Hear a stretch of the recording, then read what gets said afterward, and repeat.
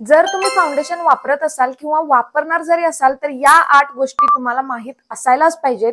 आणि जेव्हा तुम्हाला या 8 गोष्टी कळतील, ट्रस्ट मी, तुम्ही इथून पुढे एकदा सुद्धा चुकीचं फाउंडेशन विकत घेणार नाही आणि इथनं पुढे कधीच तुमचा चेहरा फाउंडेशन लावल्यानंतर डल, डार्क, ग्रे, पॅची आणि पीठ थापल्यासारखा, थोडक्यात काय तुम्ही भूतासारखं कधीच दिसणार नाही।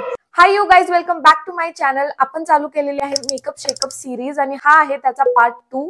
ही सिरीज पूर्ण झाल्यानंतर तुम्ही मेकअप मध्ये प्रोच होणार आहे एवढी गॅरंटी मी तुम्हाला देते। त्यामुळे लांबड न लावता पटकन व्हिडिओला सुरुवात करूया।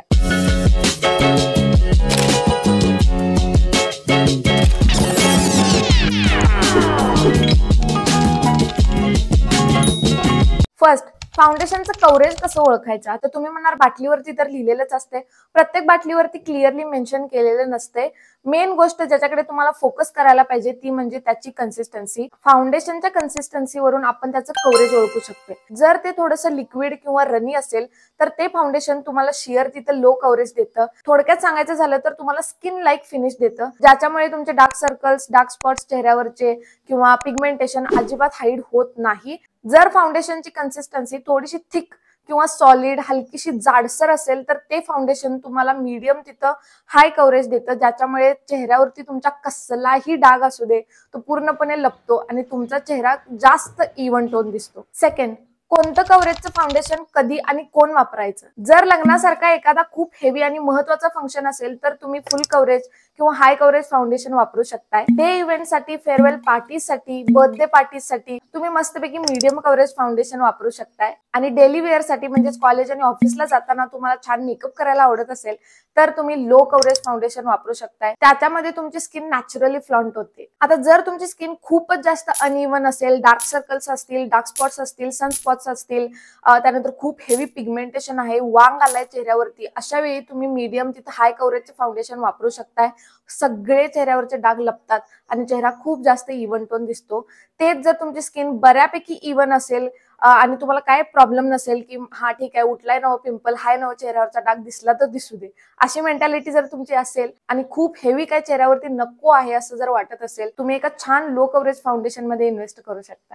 आता किती जणांच्या सोबत ही गोष्ट झाल्या मला खरंच माहित नाही, पण माझ्यासोबत तर 100 वेळा झाले। एक एक पोरी किती पण फाउंडेशन लावू द्यात, म्हणजे लेअरच्या लेअर थापतात, त्याच्यावर कॉम्पॅक्टचं लेअर थापतात, तरी सुद्धा त्यांच्याकडे बघितल्यानंतर असं वाटतच नाही की त्यांनी चेहऱ्यावरती काय लावले। आणि एक आहे आमची कॅटेगरी, एवढं टिचभर जरी फाउंडेशन आम्ही लावलं तर सगळ्या गावाला कळते, कसला मेकअप करून आला, कसला मेकअप करून आला, किती चेहऱ्याला काय काय लावत्या। काय माझ्यासोबतच काय होतंय असं, हे मी पण म्हणत होते, पण इथून पुढे तुम्हाला म्हणायची गरज पडणार नाही, कारण याचं सोल्युशन मी सांगते तुम्हाला। आपण फाउंडेशनचा शेड ओळखायला चुकतोय। आता तुम्ही म्हणणार सगळ्या गावाला माहित आहे की इथं लावून बघायचं असते आणि जे फाउंडेशन स्किनला आपल्या एक्झॅक्ट मॅच करते तेच फाउंडेशन विकत घ्यायचं असते। आम्हाला माहित आहे, काय एक्स्ट्राचं ज्ञान पाजवू नकोस। इथंच चुकताय तुम्ही, कारण फाउंडेशन्स जे असतात ते ऑक्सिडाइज होतात। काही फाउंडेशन 1 तासाभराने होतात, काही 2 तासाने होतात, सगळेच्या सगळे फाउंडेशन ऑक्सिडाइज होतात।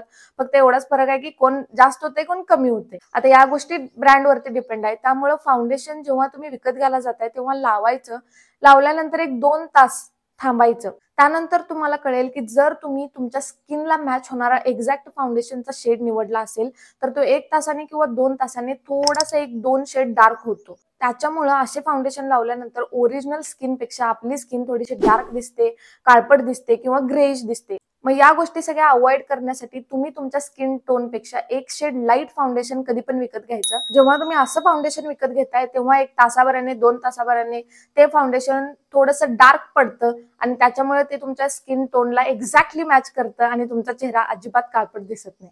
आता 2 पावलं कुठं जायचं म्हटलं तर तुम्हाला वेगवेगळ्या प्रकारची माणसं बघायला मिळतील। मग हे तर फाउंडेशन आहे, यात पण प्रकार पाहिजेत ना। त्यामुळे फाउंडेशन मध्ये सुद्धा 3 प्रकार असतात।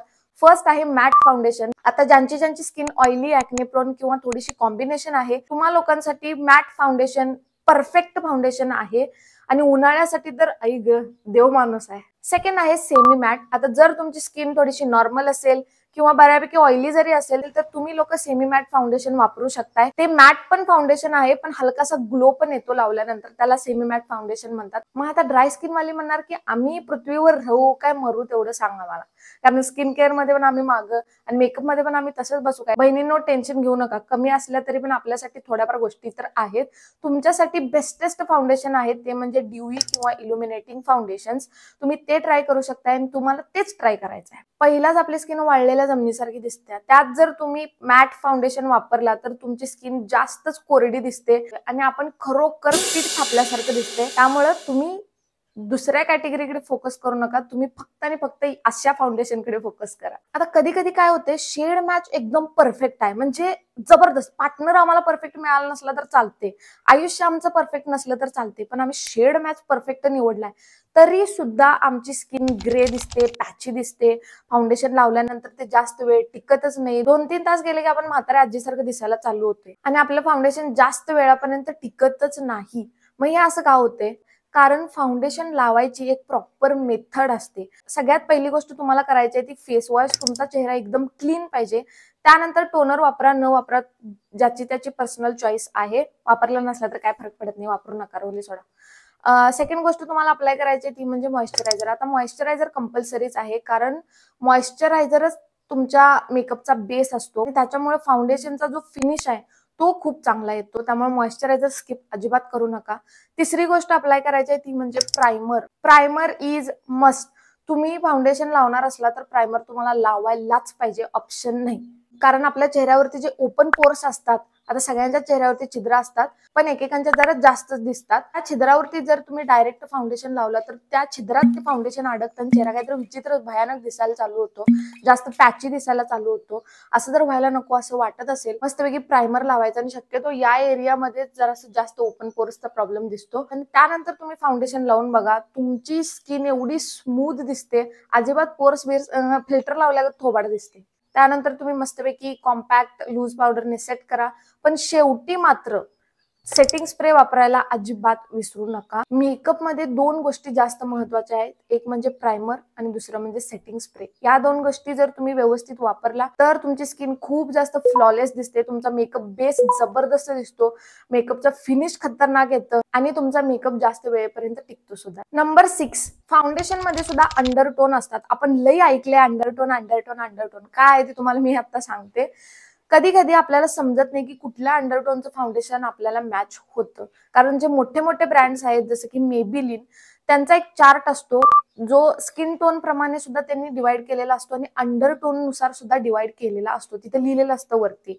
बेसिकली 3 प्रकारचे अंडरटोन असतात, वॉर्म, न्यूट्रल आणि कूल अंडरटोन. आता हे जे भाषण आहे की ते दुसऱ्यांच्याकडनं मी पण लय वेळा ऐकले की 3 प्रकारचे अंडरटोन असतात. तुम्ही तुमच्या हाताच्या वेन्स बघायचे आणि त्यानंतर तुम्हाला कळते. हे सगळं मी करून बघितले तरी पण मला काही सूट झालं नाही, कारण मी खोलीत चेक करत होते. मी तुम्हाला बरोबर टेक्निक सांगते. उन्हात जायचं बाहेर आणि त्यानंतर तुम्ही चेक करा, जर तुमच्या ज्या हाताच्या शिरा आहेत, वेन्स आहेत, त्या पूर्ण हिरव्या दिसत असतील तर तुम्ही वॉर्म अंडरटोनचे आहात. त्या थोड्याशा पर्पल, जांभळ्या किंवा निळसर दिसत असतील तर तुम्ही कूल अंडरटोनचे आहात.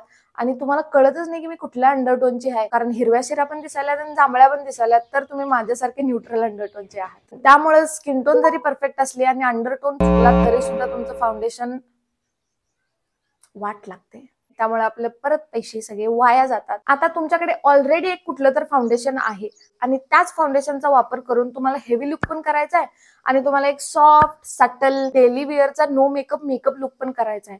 त्यावेळी तुम्ही या 2 टेक्निक्सचा वापर करू शकता. ब्रश असतो ना, ब्रशने जर तुम्ही फाउंडेशन लावला तर त्या फाउंडेशनचं तुम्हाला फुल कव्हरेज मिळतं आणि त्याच फाउंडेशनचा वापर करून तुम्हाला एक सटल, ड्यूई आणि no makeup makeup kind of look पाहिजे असेल, त्यावेळी तुम्ही एका डॅम्प म्हणजेच ओलसर ब्युटी ब्लेंडरने त्याला ब्लेंड करून बघा. या 2 टेक्निक्स फक्त तुम्ही ट्राय करून बघा, तुम्हाला तुमच्या फाउंडेशनच्या कव्हरेज मध्ये जमीन आणि आसमानाचा फरक बघायला मिळेल. फक्त तुम्ही ट्राय करून बघा आणि त्यानंतर रिझल्ट कमेंट सेक्शन मध्ये सांगायला अजिबात विसरू नका. Okay, that's it for today's video. I hope तुम्हाला हा व्हिडिओ आवडला असेल. आवडलाय तर प्लीज एक लाईक करायला अजिबात विसरू नका आणि अशाच इंटरेस्टिंग आणि इन्फॉर्मेटिव्ह व्हिडिओ सोबत भेटू पुढच्या व्हिडिओमध्ये. तोपर्यंत स्वतःची काळजी घ्या आणि स्वतःवर खूप प्रेम करा.